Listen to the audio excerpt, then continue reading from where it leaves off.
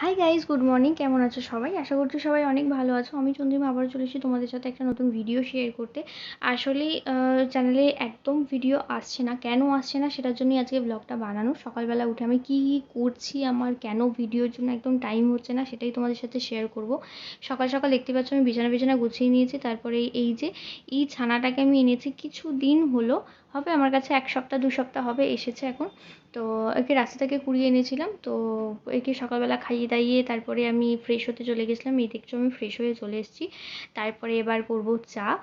এই জল টল রেডি করে তারপরে আমি চা করে নেব। হাতে একটা ব্যান্ডেড দেখতে পাচ্ছ, ওটা হচ্ছে ওই বাচ্চাটার কুকম্ম আর কি, আঁচড়ে দিয়েছে।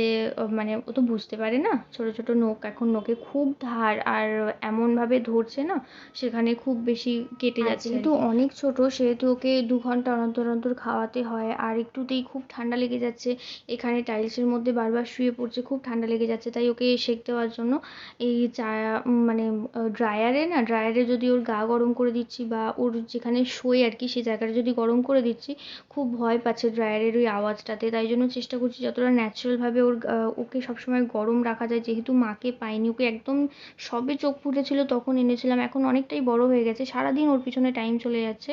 তো এই যে দেখছো এখন ঘুমাচ্ছে, খায় দায় আর ঘুমায়। 2 ঘন্টা অন্তর অন্তর উঠে খায়, হিসি করে, আবার ঘুমিয়ে পড়ে।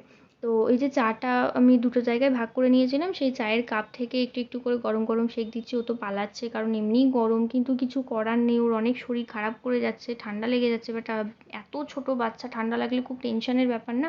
ওর সব জিনিসপত্র রোদে দিয়ে দিয়েছি যাতে করে ব্যাকটেরিয়া বা যা জার্মস আছে সেগুলো চলে যায়। খেলার টাইম হয়ে গেছে, এবারেও খেলছে, খেয়ে দিয়ে খাবে দাবে আবার ঘুমিয়ে পড়বে। এইভাবেই আমার সারাদিনটা কেটে যাচ্ছে। এটা ছিল দুপুরবেলা পর্যন্ত ব্লগ। এখন টাটা, দেখা হচ্ছে পরের ভিডিওতে। বাই।